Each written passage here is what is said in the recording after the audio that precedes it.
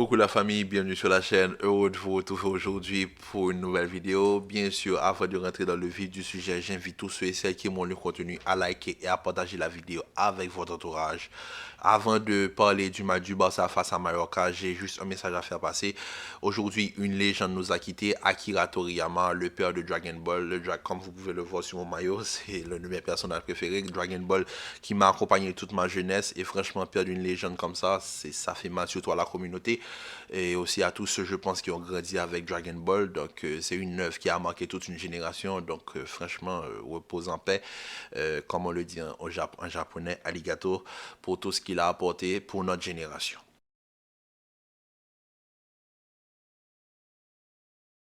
Sur ce, commençons notre débrief du match Barça face à Mallorca. Et comment vous dire, juste avant une rencontre de Ligue des Champions, je pense que le Barça avait besoin de se rassurer. Et aujourd'hui, ça n'a pas été le cas. Ça n'a pas été le cas et je vais m'expliquer. Déjà, la compo de départ. Il y a une faute professionnelle de la part de Xavi, de la part de son staff et de la part de Xavi. Rafinha au niveau du milieu de terrain, on m'explique pourquoi. C'est pas la première fois que Xavi tente ce système avec Rafinha au milieu de terrain et aujourd'hui Rafinha, non seulement Rafinha au niveau du milieu de terrain c'est un problème, Rafinha Lamine Yamal sur le terrain en même temps c'est un autre problème parce que quand tu apportes Rafinha qui lui est un ailier droit, purement ailier droit qui peut que jouer à droite et Lamine Yamal qui est un ailier droit qui peut que jouer à droite, tu te dis qu'il y a un embouteillage. Et ça a été le cas en première mi-temps. En première mi-temps, quand tu vois l'un, il y avait l'autre, il disparaissait. Quand Lamine Yamal avait la balle, la Rafinha, il était inexistant sur le terrain. Quand Rafinha avec la balle, Lamine Yamal était inexistant sur le terrain. Il y a un ballon que Rafinha rate, que l'autre équipe, là, Mallorca, si je peux appeler ça une équipe de foot, met en touche, c'est parce que Rafinha n'a pas un réflexe du milieu de terrain. La balle lui vient dessus, on lui fait une passe. Au lieu d'attaquer la balle pour aller récupérer, aller chercher l'entrejeu, lui, non, il ouvre, il continue à aller sur le côté parce qu'il veut manger la ligne. Mais malheureusement, il y a déjà Lamine Yamal sur ce côté. Donc ça crée un embouteillage dans la zone sur le côté droit. Est-ce que c'était nécessaire de mettre Rafinha au niveau du milieu de terrain? Non. Si tu fais tourner, fais tourner. Fais tourner. Moi, quand j'ai vu ça, je me suis dit dans ma tête, pourquoi tu pars pas sur un 4-4-2 au fait?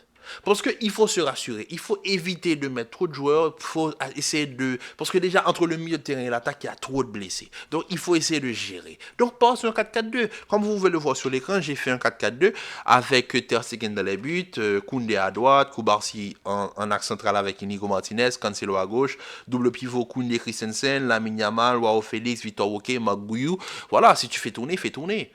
Parce qu'à ce moment-là, tu te rassures. Tu auras de la largeur, tu auras de la possession, tu auras du jeu en triangle, tu auras de l'entrejeu, tu auras tout ce que tu veux. Tu auras Christensen en base défensive, Gundogan qui pourra jouer plus haut, tu auras Joao Félix qui pourra rentrer, tu auras Vitor Roque qui peut dézonner, tu auras une certaine stabilité. Mais aujourd'hui, non, il n'y a pas eu ça. Et il a fallu attendre à l'heure de jeu, quand Vitor Roque et Lewandowski sont rentrés et que Mallorca ait décidé de ne plus jouer au football. Si des gens ils jouaient à quelque chose, ils ont décidé d'abandonner le jeu et de fermer le match à l'heure de jeu. C'est à ce moment-là qu'il y a eu une domination du Barça qui a finalement abouti par une frappe de Lamine Yamal qui marque le but aujourd'hui. C'est-à-dire que il a fallu attendre tout ce temps pour se dire ok, peut-être qu'il me faut un attaquant de meilleure qualité que Marc Bouillou. Parce que Marc Bouillou, aujourd'hui, c'est zéro. Zéro. Zéro. En point d'appui, c'est pas bon. En profondeur, c'est pas bon. Contrôle de balle, c'est pas bon. Non. Marc Bouillou, non. Tu nous as habitués à mieux. Bon, du moins, à tes petites entrées, tu nous as habitués à beaucoup mieux. On s'attendait à plus. Aujourd'hui, Marc Bouillou, c'est pas bon. Wow, Félix, tu le mets sur le côté gauche. Mais Wow, Félix, mesdames et messieurs, n'est pas un ailier gauche. Wow, Félix n'est pas un ailier gauche. N'est pas un ailier gauche. C'est pour ça que je te dis aujourd'hui, viens avec un 4-4-2 et fais rentrer Joao Félix. Si tu veux, comme j'entends que Victor Roque peut jouer à gauche, eh bien, fais rentrer Joao Félix derrière l'attaquant, derrière Marc Bouillou. Victor Roque, lui, va prendre le côté gauche pour apporter ce déséquilibre, pour garder ce système d'équilibre, de déséquilibre que tu vas apporter. Tu veux jouer en 4-3-3, mais tu auras en 4-3-3 avec Gundogan, Christensen et l'autre là, et Joao Félix. Et si tu veux jouer avec un 4-3-3, mais pas Rafinha. Mais Fermine, pourquoi il a fallu que Rafinha sorte sur blessure? Parce que je pense que Rafinha, c'est pas vraiment une grave blessure, c'est plus pour s'assurer que voilà, il sera présent pour le match face au Napoli. Mais je me dis, mais pourquoi tu mets Lamine Yamal et Rafinha sur le terrain en même temps? Franchement, la première mi-temps du Barça, elle a été médiocre. Très médiocre. Il n'y a eu aucune mise en danger de l'autre. Il y a le penalty qui est obtenu par Rafinha, que Rafinha voulait tirer, mais Gundogan l'a ignoré, Gundogan a tiré, Gundogan a raté.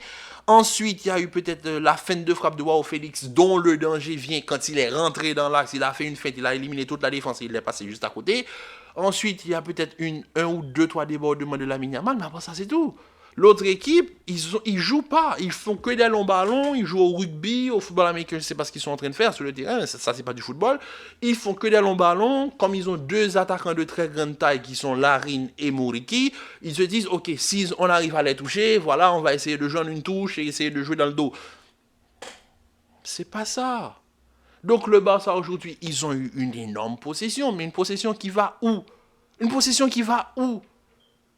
Qui va où? Il n'y a eu aucun danger. J'ai l'impression de regarder le match, je me dis, qui peut marquer? À part là, Yamal, je me dis peut-être qu'il va tenter quelque chose et finalement il a tenté quelque chose, il a marqué. À part ça, je ne vois personne de cette équipe apporter un quelconque danger à l'équipe adverse. Sachant qu'aujourd'hui, vous jouez Mallorca. Mallorca qui a décidé de ne plus jouer au football à l'heure de jeu. Voilà. C'est juste pour vous dire. Vous allez jouer Napoli. Ensuite, il y a l'Atlético. Ensuite, il y a le Real. C'est juste pour vous dire. Vous avez peiné aujourd'hui devant Mallorca, qui aujourd'hui ne joue pas au football.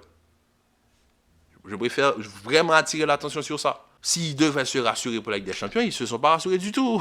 Pas rassurés du tout.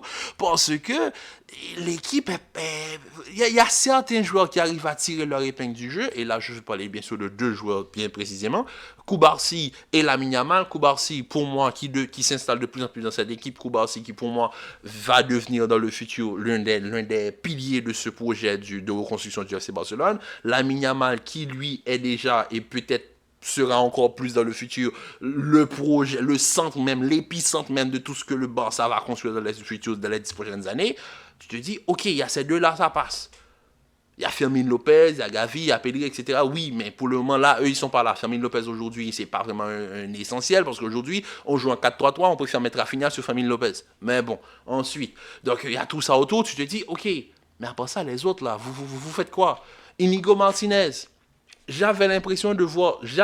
Quand on regarde la défense du Barça, j'ai l'impression que c'est Koubarsi qui a plus d'années d'expérience que Inigo. Parce que Inigo, il est complètement perdu. Aujourd'hui, sur les ballons aériens, il a eu énormément de problèmes. Bon, je sais très bien que Inigo, il a des difficultés quand les attaquants sont trop grands. C'est-à-dire, on l'a vu aujourd'hui, Larin et Muriqi, quand on arrivait à les trouver face à Inigo, il y avait un danger qui pouvait se créer. Mais comme tu as Koubarsi en couverture et que tu as un grand gardien, t'inquiète, il gère. Donc ça passe. Mais à part ça, si c'était Inigo et quelqu'un d'autre, peut-être que le Barça aurait pu encaisser. Et aussi, si les deux autres s'étaient gérés, bon bref, il aurait pu avoir danger. Koundé, match très moyen de sa part. Rafinha, je ne vais même pas en parler. Je laisse les Catalans s'occuper de son cas. Gundogan aujourd'hui, peut-être c'est l'un des pires matchs de Gundogan sur le maillot du Barça depuis qu'il est arrivé.